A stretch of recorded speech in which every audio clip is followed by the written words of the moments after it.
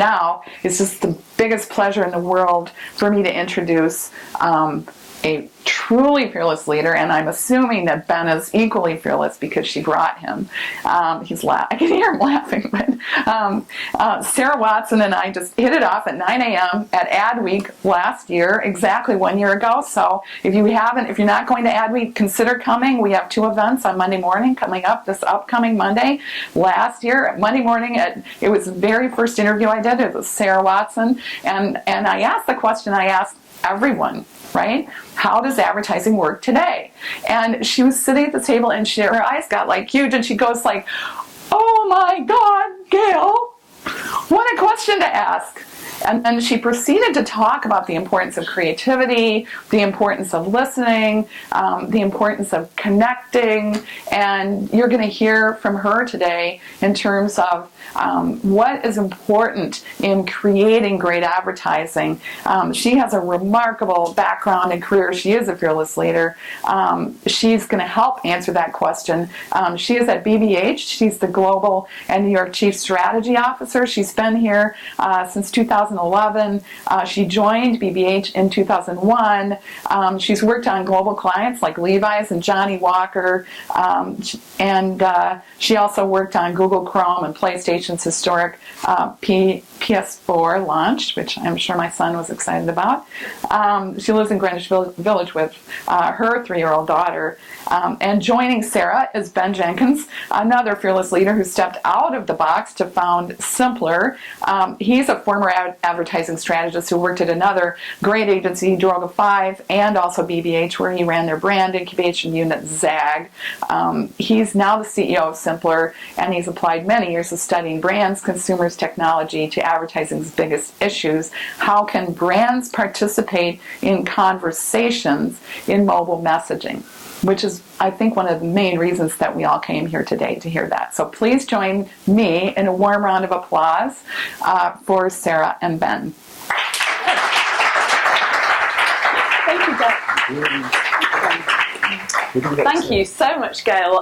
Good morning, everybody. Thank you to the ARF for having us. It is quite an august list of speakers today, of neuroscientists and academics and researchers, and all the things that Ben and I are definitely not.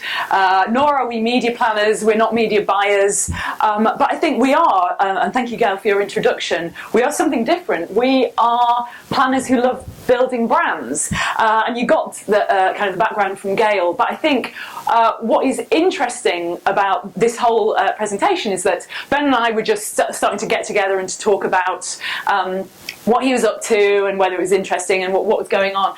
And then Gail approached me to do this presentation.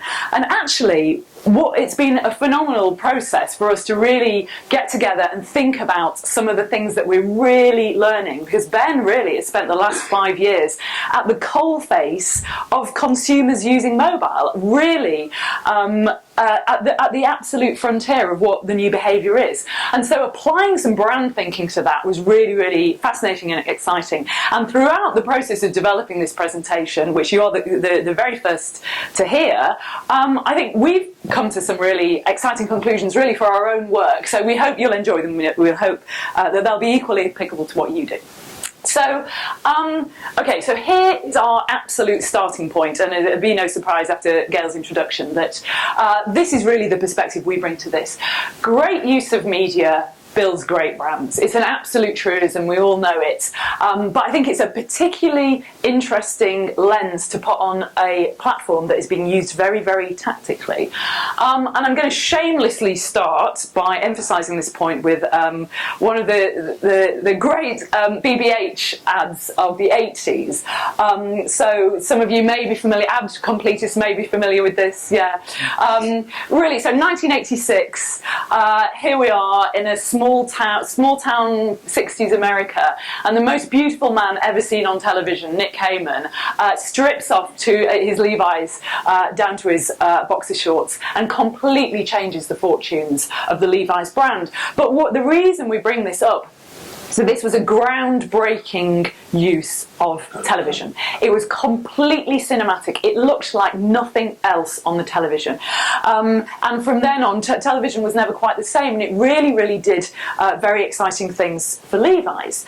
And of course, we have such an enormous media palette these days. We've moved way beyond television in the intervening period. And these are just some examples from the last couple of years that we've been involved in at BBH. So some of you who live in Manhattan may have seen this. Seamless came to us a couple of years ago. They were losing share in New York. They wanted to turn it around quickly. So we went on to, we knew we needed to speak to people's identity, people's core identity of being a New Yorker.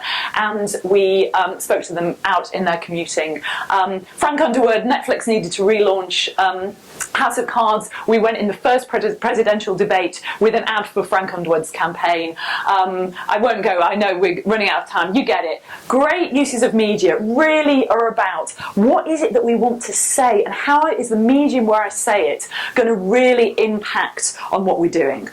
And what has emerged to us in all the conversations we've been having here is something very exciting, and that we believe the next great new brand building, not sales, brand building media is emerging.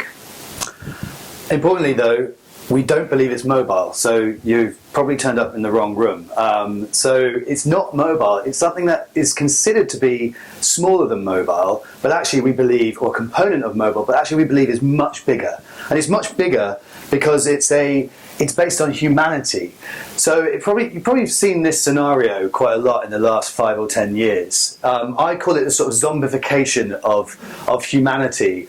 And the reason they are like this, completely transfixed by their phones, is not because they're interested in the technology. They're not interested in the device. They're interested in other humans. They're talking, they're conversing. In fact, we're in a perpetual state of communication. When I first got here, it's hard enough to use an exclamation mark in my conversations, and I was extremely curt. Now I've got 10 conversations open at any one time through this device. We are in a perpetual state of conversation. And essentially what's happened is mobile messaging is the medium. Mobile is a device. Messaging is a channel. So actually what's really happening here is that a new medium has emerged that kind of 10 years ago, 5 years ago, we were saying we're heralding the end of the last great single biggest medium ever that would be immersive TV. We said from now on it's going to be fragmentation, we're going to have so many different channels, never again will there be such a pervasive, immersive media as TV. Well, actually, we found one, and it's kind of completely overtaken where TV ever was. You could never have said that teens were spending almost 10 hours a day on one device. They would have been kind of we would have been seriously reprimanded by our parents if we did that with TV. The number of messages sent every year is becoming really huge, but what they're doing in their phones now is predominantly and increasingly messaging. And it's across a whole number of different platforms, which we'll probably be talking about over the course of today. So what's happening, and as this medium gets more important, it becomes more visual. So we used to talk about this medium as text. Then we started talking about it as chat and messaging. This is if it's going to be that immersive and that human and that pervasive, it's going to become more emotional and visual. Just this week, both Google and Apple have launched brand new things within this territory. Google's one was a bit quieter, Allo, which is about keeping you in the flow of the conversation, using much more visual, using all the tools, if you know Gboard, of what Gboard has brought to people. But also Apple, and it probably hasn't escaped you that people are now sending you balloons and confetti and lasers coming out of their messages. But the important thing that Apple is doing is it's also allowing you to stay within your conversation while you grab stuff from the outside world, and that stuff is helping you communicate better. It's helping you be much more expressive than you've ever really been before. So importantly, that expression is not, we heard a little earlier about the device has been a place where we are now consuming 50% of our video. Well, we're not just consuming it anymore. This is why this is different. We're now using it to converse better. So it's becoming something for us. Media is no longer a thing that we consume somebody else's. We make it our own and use it to do something better, which is converse. And brands are starting to get into this space. They are making cursory attempts at trying to help you. They are starting to get that if brands give something to the consumer within that environment of conversation, movies are coming out allowing you to face swap or X-Men yourself. Or you can turn your head into a taco thanks to Taco Bell. But it's just the very beginning. And even things like Pepsi Emoji perhaps haven't been the most successful, but they get the point of the fact that they're involved in conversations rather than just in interruption. So our provocation is mobile messaging is a new frontier for brand building, because brand building is the more emotional and visual and visceral. So why? So let's just unpack this a little bit more about the fundamentals of people's relationship with brands. So people have always used brands to express themselves. It's one of those sort of boring truisms that we talk about in advertising all the time, but in having this conversation, it's really brought me a lot closer to really thinking about what this means.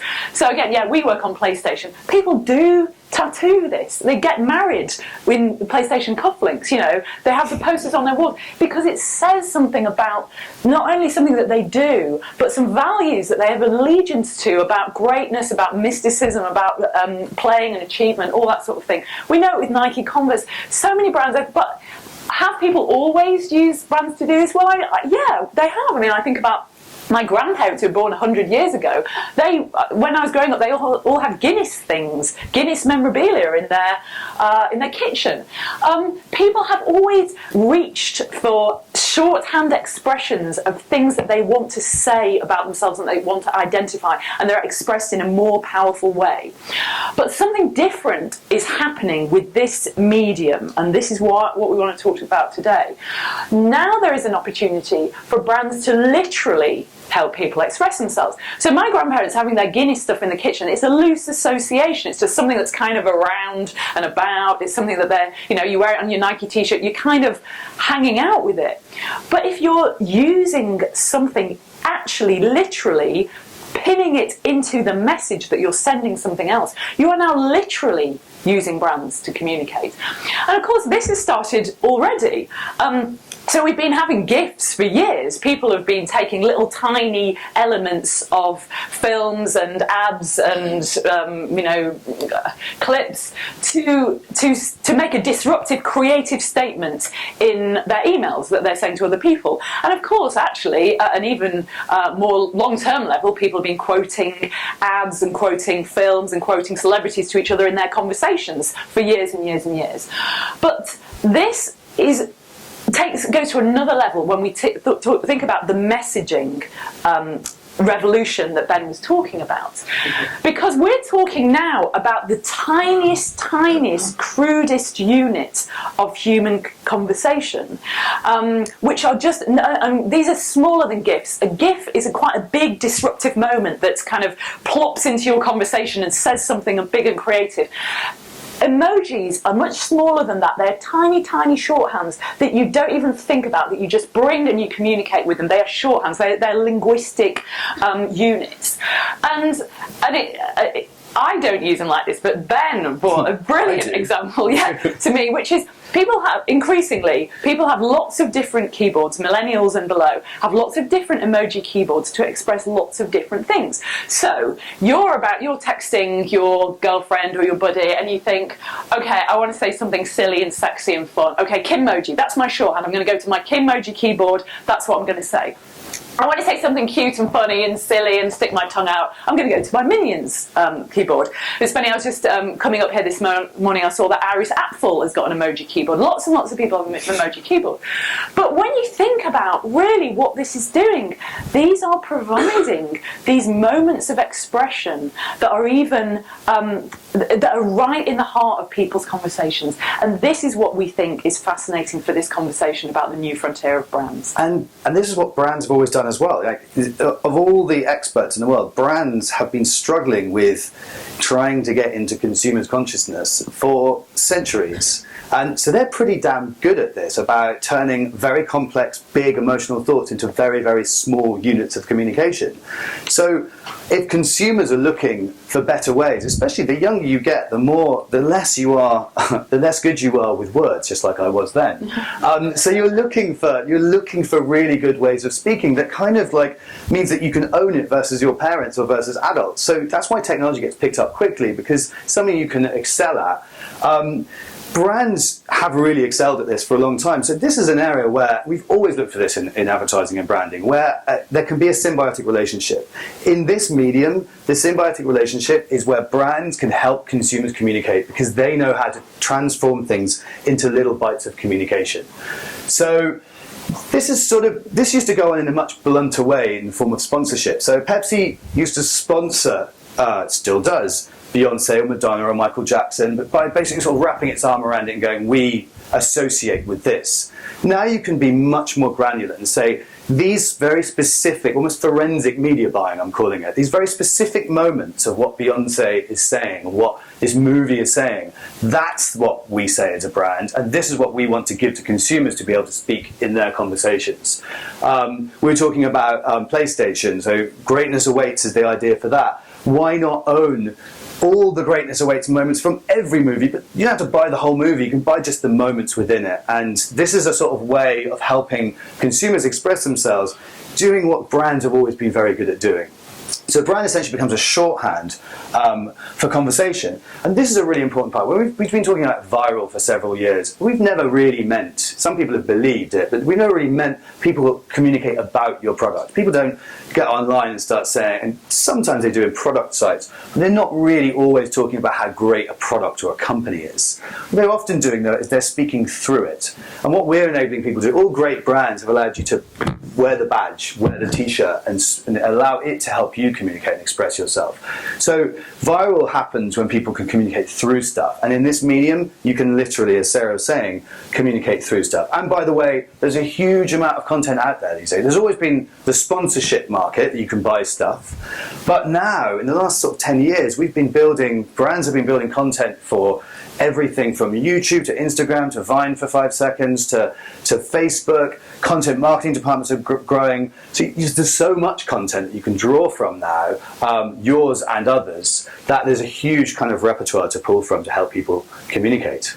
So we're going to get on some practical examples just to finish off this presentation, but to summarise where we've got up to now, we believe that mobile does actually represent the new frontier for brand building. And so what does this mean for agencies? What does this mean for brand owners and when they're thinking about how they occupy this space?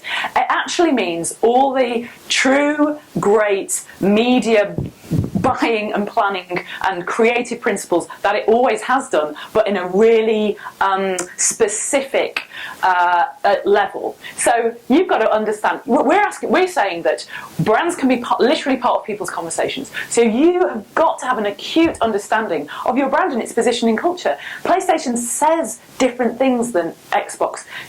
Facebook says different things than Twitter. Just the idea of these brands, you've got to have a real understanding of what it is that people might want to use you in a conversation. So you've also then got to understand the consumer. What sorts of conversations are they having, and when are they having them, and what things might you contribute to those conversations? We've got to think about where they currently go for those passions. So where would they be able to pick up this language? How are we going to seed this? This is a media point. Because we want to, if people are going to be using, seeding these keyboards, where are they going to find them? How are they going to know about them? And then we've got to connect these through great creative curation. So if you think about what an emoji keyboard is, it allows you to bring a whole set of different languages, different points of view together. And actually the totality of emoji keyboards says something important about the brand. It's like a mood edit we were talking about. It's like a mood edit all side by side. It's a summary. So how you curate, how you find these things, how you create these tiny units that people are actually going to want to communicate with. That is the new creative frontier. So most of these behaviours, brands have already had to do these pretty well. The good news here is that it's cheaper now. You don't have to go off and produce quite so much. You don't have to sponsor in such large quantities. So an example of so this is kind of now a little bit about what we've been doing in order to do this. You get some sort of concrete examples. I'm just going to show you a couple. So Sarah's been talking about keyboards. We're not going to talk about keyboards to start off with. This is actually something we did for Universal Pictures for the movie Pop Star, which is an Andy Samberg movie. Essentially, movies, it makes a lot of sense because movies already want to be part of everyday conversations. It's an easy brand to really to start on. So, you know, the good movies are the ones that 20 years later we're still quoting them. So why not reverse that process and have people quoting it as the movie comes out, because it's such great fodder. So one of the things we've spent a couple of years now looking at music videos, TV shows, movies, political debates, and realizing that there are so many moments within that weren't designed for this purpose, but that fit beautifully into conversations. When I'm having a bit of text banter with a friend, I sometimes quote, you know, a movie. Why not put that within arm's reach of consumers? So this was a way we did it where this actually was a web application, so you could do it straight from Popstar Movies website without even having to download any form of keyboard or anything. So this sort of kind of works in a multitude of ways. The second one is conversations we're having around New Balance. So New Balance as a brand wants to own the moment of triumph of training. So if Nike owns the triumph around winning and finishing it, these guys are like celebrating the people who are trying hard. So here you can actually go in and co-opt pop culture, whether it's the new Creed movie, which is basically Rocky 100, or you know, Forrest Gump, or moments from actual sports players from the field. This is the way of New Balance going, these are the moments that represent us. And these are moments that, by the way, you already like communicating through, and we're giving them to you so that you can kind of help communicate. And then there is a keyboard as well. We're doing something for The Walking Dead so people can communicate. AMC is really big into helping people kind of like immerse themselves. There's a Dead Yourself app that they have where you can literally change yourself into a zombie. This is taking it to the next stage where you can actually continue to communicate through your favourite characters. And diehard fans are very much into this kind of thing. So we have 43 seconds left. To summarise, I mean, this has been an amazing process to go through, and I think it's brought us so many new thoughts about this medium. I really hope we've communicated some of those. The big things to take away. I think it's such a crime. This medium gets treated like a little tactical, small, dirty sales channel, and people are going to ad block that en masse like they're ad blocking everywhere else. So let's get real to this. So think of it as a brand channel. Think of it how to engage people emotionally with things that they're interested in that speak to their identity. It's not a media channel that you just buy in. The question that you ask yourself is not, where is my audience, how do I just find them? Obviously there are lots of amazing lower funnel stuff that has to happen there, but we are saying let's reach up and develop this medium up as well, and that is by asking ourselves, what can my brand bring to help people express themselves in their daily conversation that is going to make them feel great about themselves and bring my brand into their lives. Thank you so much. Thank you.